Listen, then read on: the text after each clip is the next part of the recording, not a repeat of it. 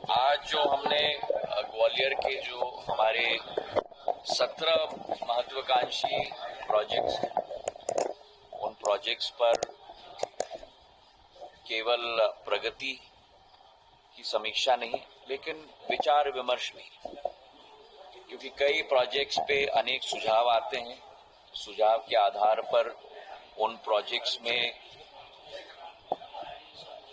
फेरबदल या नियंत्रण किया जाता है और उसके आधार पर आगे का मार्ग प्रशस्त होता है। जैसे कि आप लोगों के भी कई बार सुझाव आते हैं, तो उन 16-17 प्रोजेक्ट्स पर आज हमारी चर्चा हुई है और ग्वालियर बदल रहा है और हमारे भविष्य का ग्वालियर का निर्माण प्रधानमंत्री नरेंद्र मोदी जी के नेतृत्व में, मुख्यमंत्री मोहन यादव जी के नेतृत्व में और हम सब जनसेवक साथ में मिलकर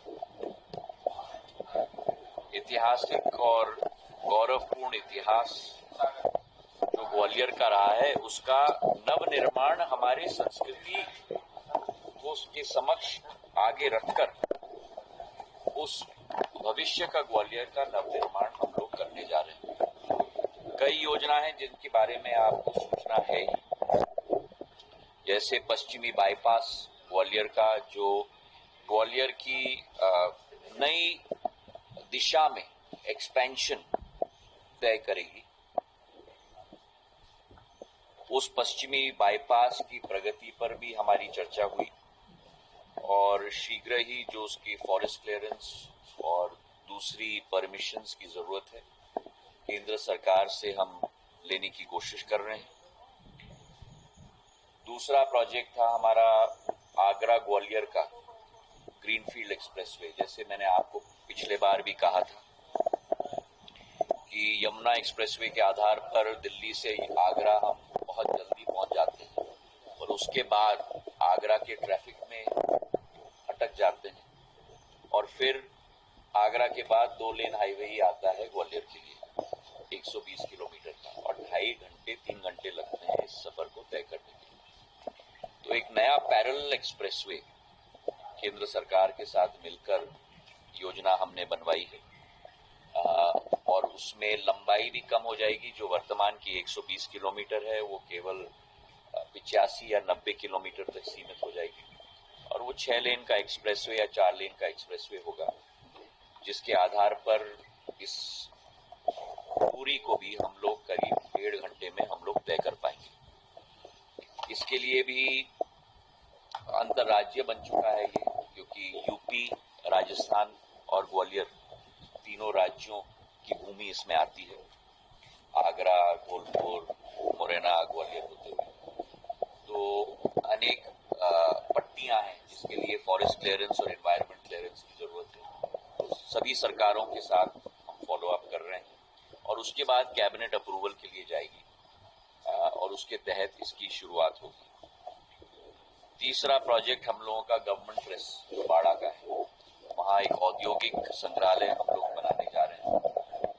बाड़े के सभी इमारतों का भव्य रूप अब धारण हो चुका है, केवल एक इमारत बाकी था और वो गवर्नमेंट प्रेस था। रेवेन्यू से म्युनिसिपल कॉर्पोरेशन में उसको ट्रांसफर करने की बड़ी कठिनाई थी, वो भी अब हो चुकी है। काम भी तीव्र गति तक से चल रहा है और अगले 1 माह में हमारा गवर्नमेंट प्रेस भी एक इंडस्ट्रियल म्यूजियम की तरह, जो ग्वालियर स्टेट के जमाने में प्रेस होता था, इंडस्ट्रियल म्यूजियम की तरह सुंदर भव्य रूप देगा।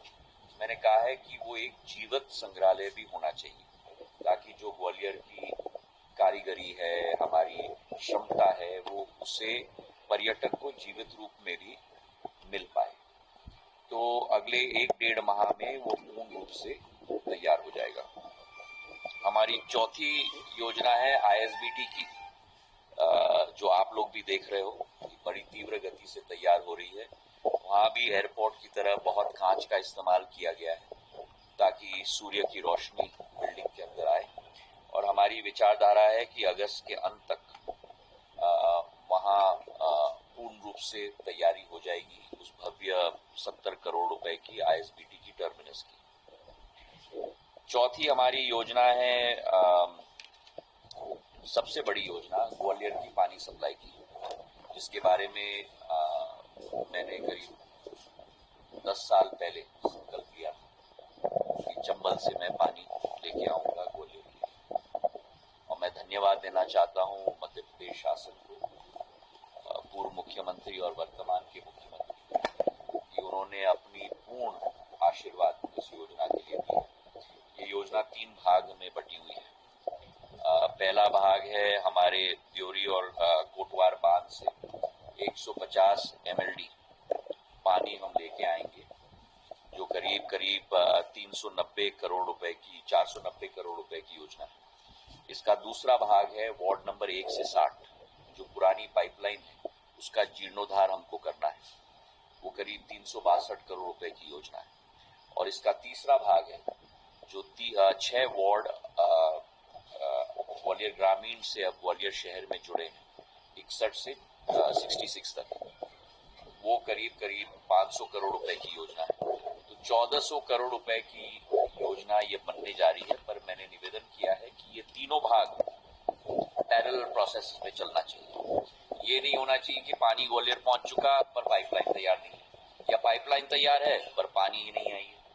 नहीं तो वही तोड़ फोड़ का अनुभव हम लोगों को मिलेगा आने वाले समय में। तो इस पर भी हम लोग तीव्र गति से कार्य कर रहे हैं। और जो फंडिंग गैप है करीब 200-300 करोड़ का, दोनों मोहन यादव जी ने भी अपना आश्वासन दिया है कि पूर्ण सहयोग इस योजना के लिए रहेगी। और ये योजना जो महत्वपूर्ण बात ये है कि 2055 तक जो ग्वालियर की डिमांड होगी पानी, आज की डिमांड नहीं, लेकिन अगले 40, 20, 25, 30 सालों की डिमांड होगी, उसकी पूर्ति इस योजना के साथ होगी। तो ये 150 MLD जो आ रहा है वो आज की पूर्ति के लिए नहीं आ रहा है, वो 2055 तक की पूर्ति के लिए ये पानी आ रहा है। तो बहुत महत्वपूर्ण योजना है। अगर आप ये वीडियो YouTube पर देख रहे हैं तो हमारे चैनल को सब्सक्राइब करें और बेल आइकन को दबाना ना भूलें। अगर आप Facebook पर ये वीडियो देख रहे हैं तो हमारे पेज को लाइक करें।